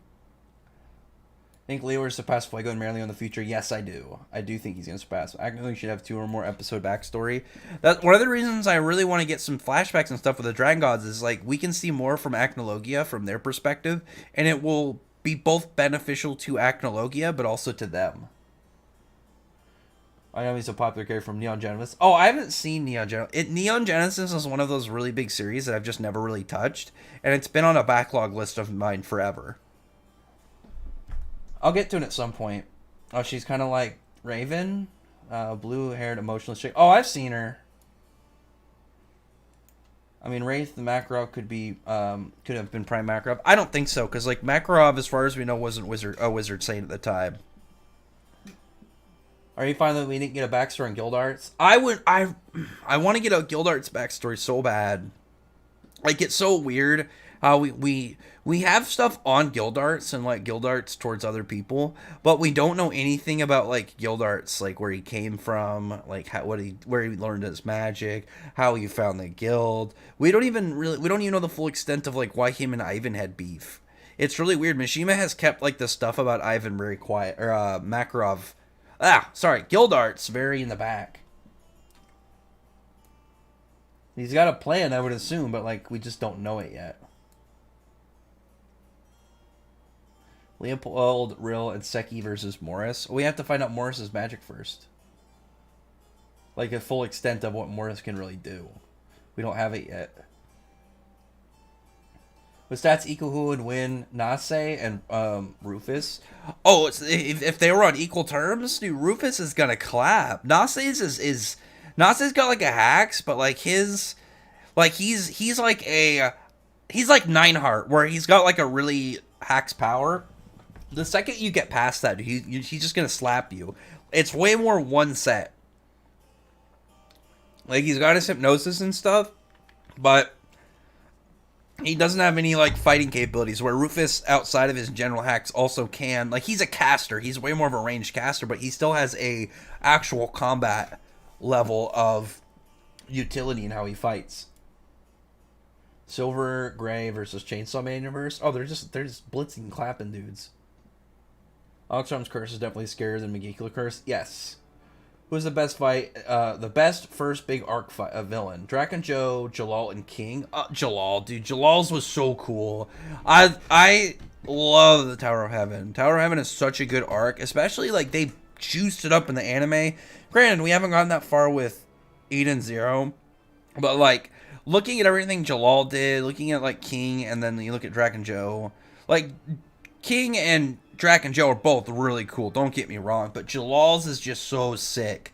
And like how he's just like 40 checking the government, like all this stuff with like Urza and stuff. His just general interactions with Simon, that was insane. I love that arc so much. I've watched through those parts so many times. Do you think the current characterization Deku is good? Good or bad? I think it's good. I like it. I think Deku's in a really good spot right now as a character. Wait, Azuma versus William would be cool. So the thing is, like, I thought about that one. Azuma just at a structured standpoint counters William, because William's whole thing and how his magic works at its core is using his plants to absorb mana and stuff from other characters, whereas Azuma's is literally gaining control of magic stored within the earth and plants. So like how how William works is literally just it would just assist Azuma into using his magic. He'd just be gathering magic for him to use. Like he just has a direct power counter to Azuma. It'd be really unfair. It's literally probably one of the most hilariously one-sided matchups. Like, there's probably some that I'm just not thinking off the top of my head, like reverse, like for Black Clover in some of those matches where it's like it's just a power advantage for something of a similar nature. Well, like when you really look at it, it's like, okay, cool, they both have tree manipulation kind of magic, but like Azuma just factually and fundamentally fucks William's magic up so hard. Like he'd be like, oh cool, I've gathered all this magic in these plants, and Azuma says thanks and just pretty much just takes it all for himself.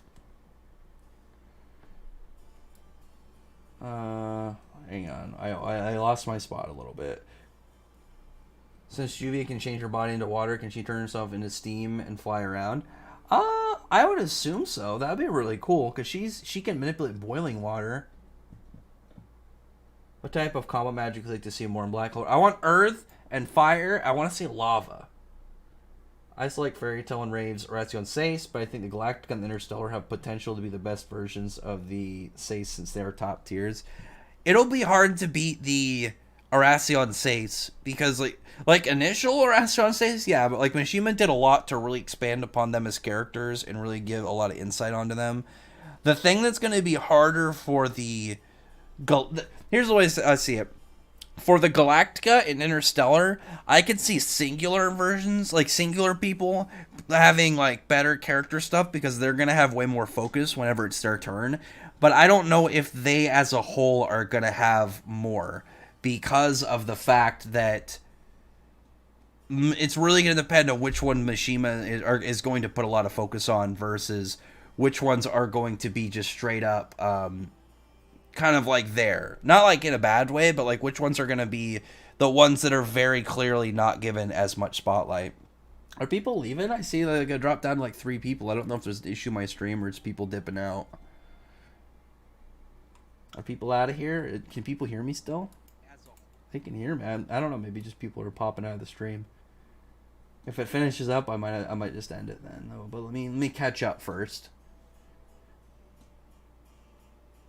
Tower of Heaven Jalal is too good. His backstory is awesome. Draken Joe's is pretty cool, but like I said, Draken Joe just doesn't have a lot beyond what we have so far.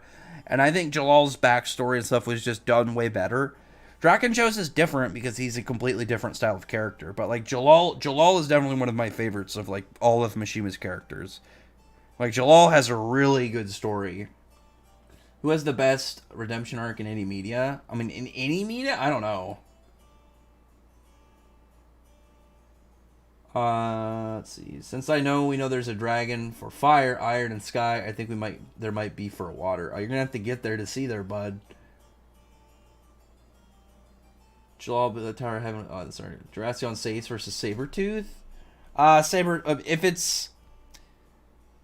If it's current, well, actually no. I'm gonna go Sabretooth just based on the fact they have Sting and Rogue, and Sting and Rogue combined beat. I mean, Kagura was a little bit of help, but I mean they beat Larkane, and that's above anything the Jurassion Sace did. I have Zuko and Beelzemon for Digimon Tamers. Oh, Beelzemon is pretty sick. Oh, I definitely would put Jalal over. Like Zuko's was cool, but like Jalal's has so much more in depth, and it goes on way longer and gives you way more of an insight. Like Zuko's is still really good. But Jalal's, I think, was just done better over a longer period of time. And it didn't go... Like, Zuko's has way more frequent kind of upticks on, like, parts where you see his character develop. Whereas Jalal's, I think, is just done better over a longer period of time.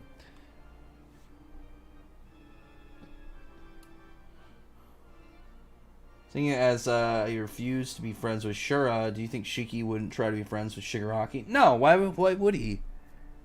Because, like, the thing is, like, Shigaraki is too far gone. Like, if it was before the My Villain arc, then I would be like, yeah, then of course he would. But, like, he's too far gone. He's at such a point where I don't think Deku or any of those characters should try and really help him. He's a mass murderer who enjoys mass murder. He's not somebody who just had a bad day. Like, before the My Villain arc, he was somebody who could be helped. But at this point, it's just... He's too deep into his craziness, and he's done too much. And not only has he done too much, he enjoyed doing it. Like, he completely demolished that city, killed who knows how many people, and he was laughing about it.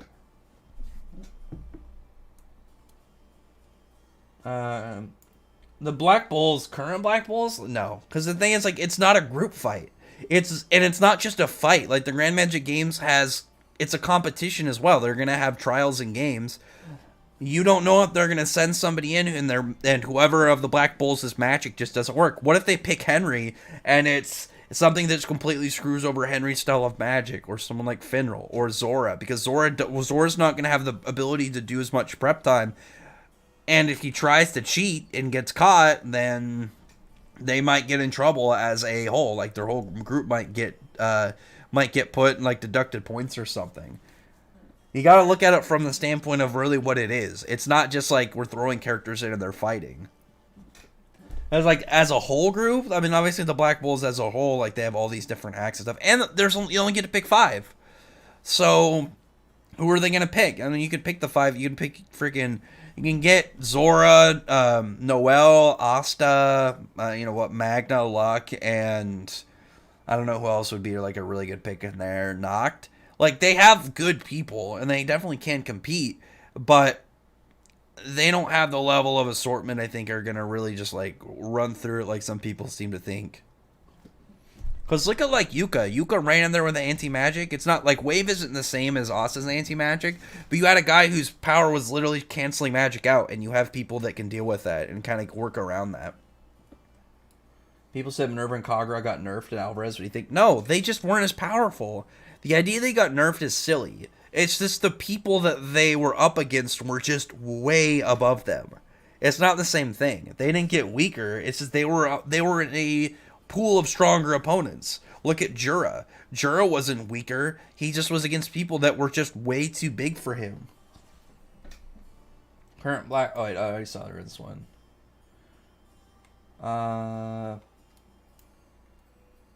Wait, what? They were all single times there for Guild Arts Nightfall. What are you talking about? I think Yami would be compete. Yeah, Yami couldn't compete. I think the same thing would apply to, like, kind of Guildmaster rules on Yami. Yeah, Tabata's also more of a team fights guy. We don't see that many 1v1 fights. So when it comes down to who they would, one, it would also come down to who they're fighting. Are they fighting a weaker opponent? Are they fighting like Ren or Eve or freaking like Rocker or someone, Miliana? Or are they fighting Bacchus, Jura, Kagura, people who are threats to them? You can't just look at it like they're just all going in and fighting. Kana is really annoying because she was only focused on that S-class during the invasion. But yeah, but you gotta understand why she was doing it. It's a Kana, like, the Kana, this was literally the last thing that she had in her life before she had to follow through with leaving the guild, getting out of there. She had been obsessing over this for years. That's why, obviously, right after she, like, broke down and was just having, like, she was having an emotional breakdown. It was something that she just was so hell-bent on that she couldn't get her mind off it. She couldn't focus on anything else, and she realized where she fucked up in that, and like where she really was screwing over other people and being selfish. Like, the point, though, I think the point is that she was being annoying and selfish, and she was just being stupid. But that's just because she wasn't, like, she didn't have her right head on her shoulders. And it was because of everything going on with the trial, everything going on with, like, her obsession with wanting to become S-class for Guildars. It was something that you have to really kind of, like, look at her perspective and understand why she's thinking like that rather than the fact that she's doing it. Minerva said she was weaker than both Kagura and Urza. She said that she wasn't dumb enough to fight both of them at the same time. She didn't say she was weaker than them, because, like, after that, she was fine fighting them. She's somebody that's just not, like, she's willing to do dirty tricks in order to win, because she wants to win. She doesn't care about having to fight dirty. Rax, where does Grand Magic Games Jura scale in terms of attack potency? He should be at least mountain level, like somewhere between like High City, mountain level plus, just based off of being like a pretty well set wizard saint. But the thing is that he has over Black Clover is that not only does he have that in magic, but he's got the physical strength to back it up. And Black Clover doesn't really have much when it comes to physical strength. They don't have the raw muscular output or the durability to contend with someone like Jura. Who has better regen, Upper Moons or Supreme Devils? Well, and the only Supreme Devils we've seen with the regen is, are Zagrid and, well, 4 people jumping me. That theorize on Zagrid, but like really, I guess then at that point it's only Magicula, because like the only one canon currently confirmed Supreme is Magicula, and Magicula she's got regen. The twins didn't have regen.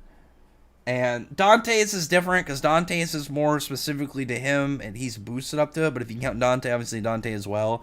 But they both have better regen than the Upper Moons. Current Oz only Grand Magic Games. No, he doesn't. It's not literally he's fighting all of them. You have to look at it from like what he's doing. He might not even get in a 1v1 match. He might just be competing. What does Asta do if he's in something like hidden? Like, he's got key sensing, but if you can easily screw him up. He hits one random person. Like, legitimately, I'm thinking about it like this. Asta's in hidden. He does some form of big anti-magic thing, and it disperses all of the magic copies around him. Asta, literally, each one of those would be -1. Asta just literally lost the round for him. You have to look at it from the standpoint of not only one fights, but also events. And not only that, you have to think of like where they're going to be in. It's not literally all the Black Bulls. You can only have 5 people compete. I have an alternate bad ending where a main character dies after awakening his super form. Oh, that's unfortunate. Bridge actively versus Chad Zerb. Acting like it's sick though. Since drive energy is made of emotions, stealing drive is practically stealing one's soul. Oh, that sucks. That'd be rough. He's gonna soul rip people. Shalal seemed like a psychopath at the beginning. I mean, yeah, he had his brain all warped. I have a lot of free time on Wednesday, so I'm gonna binge read Fairy Tail. Man, you're almost to the finish with this arc. It's all uphill from here. It's all crazy stuff for the rest of this arc. Like, it's funny because like the part you read, was it like 216 or whatever through like 230? That's like the calmest part of this whole arc. Like everything beyond that, once you get to the part with Blue Note, it's all just crazy stuff from here.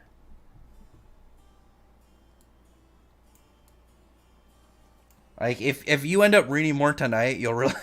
like, you could easily finish the arc tonight and you'd understand like what I mean when I say that like the rest of this arc is just crazy. It's just all wild events back to back to back.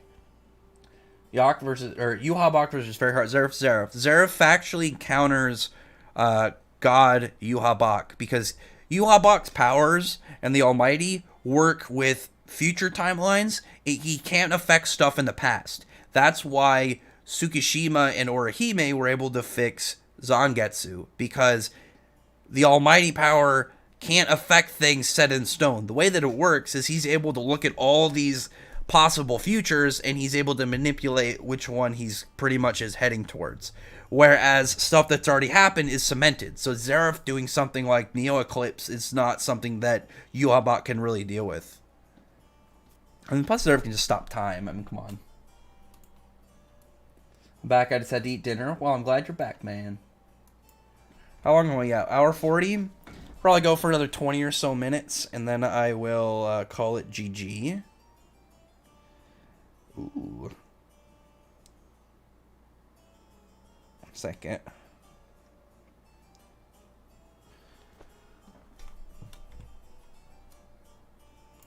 I had to, one of the reasons I had to push the stream out, I was hanging out with my girlfriend yesterday, and so I didn't have time to stream. I showed her the first episode of Fairy Tail today. She liked it. I'm gonna show her Black Clover as well.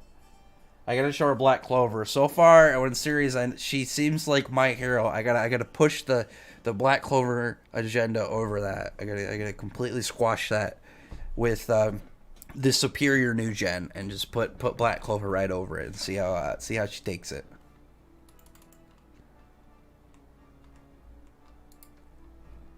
At work right now, happy I could catch some of the stream. Well, how's it going, Zyga? How are you doing? Natsu's durability is no joke. Yeah, Natsu's a tank. Dragon Slayers are just, like, at a base level, the most consistent thing about Dragon Slayers is that they're tanks. Every single Dragon Slayer has shown that they are durable as hell. They are all tanks. Like, even, like, Cobra, who's not, like, a power output character, because poison, obviously, is different than something like fire or iron or lightning. It's something that's going to bypass durability and do, what poison does, but still, Cobra is just as much a tank. Wise doesn't know what Shura did to the star, so he's going to be pissed. That is true. I really want to see what other people are going to say when they realize, like, what happened, because now Mishima has nudged the whole the whole Wise and Hermit thing, so Hermit getting all fucked up is Wise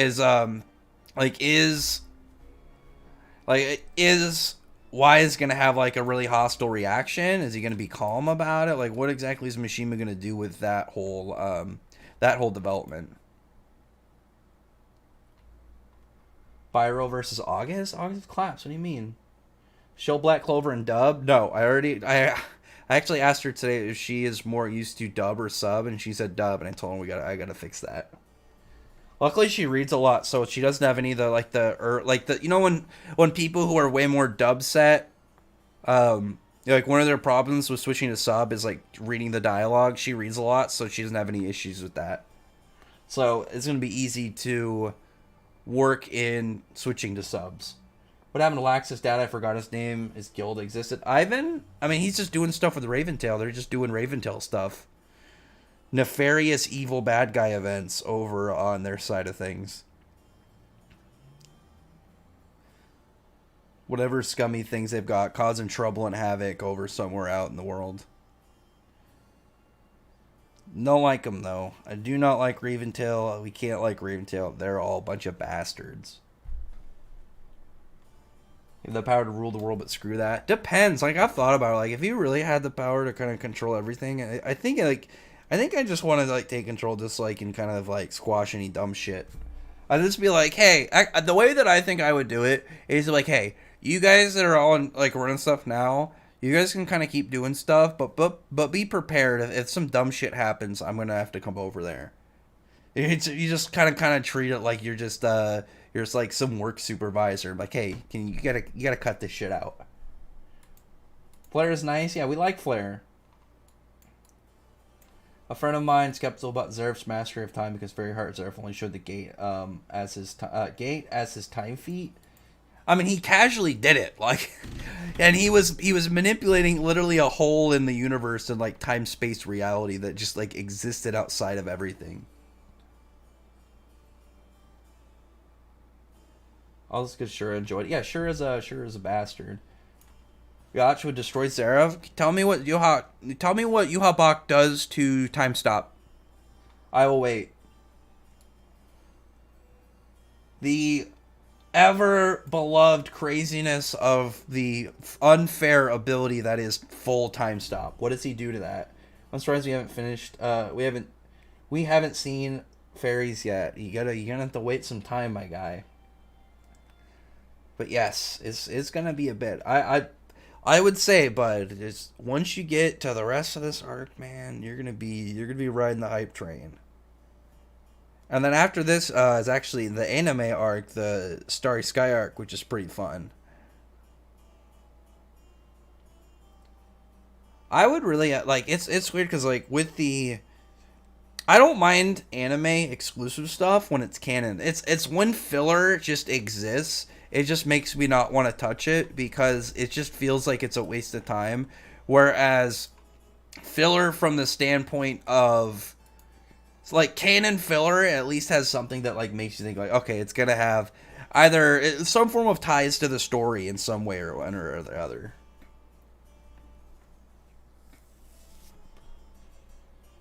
Tenka actually deep down wants to be human. Oh, well, why don't you want to just be human? That's boring. Especially if you got cool dragon species stuff. You probably have all these different skills and abilities. Alright, I'm gonna have, wait, let me see. Zenkro seems like the fire element 4 from Eden Zero. I mean, personality. I mean, a little bit, maybe in like the hair. Actually, what color is Phi's hair? Isn't that like orange? Because Zenkro's blonde. Let me see. What volume cover is that? Eden Zero. Because I know it's volume. Is it volume 11? I think.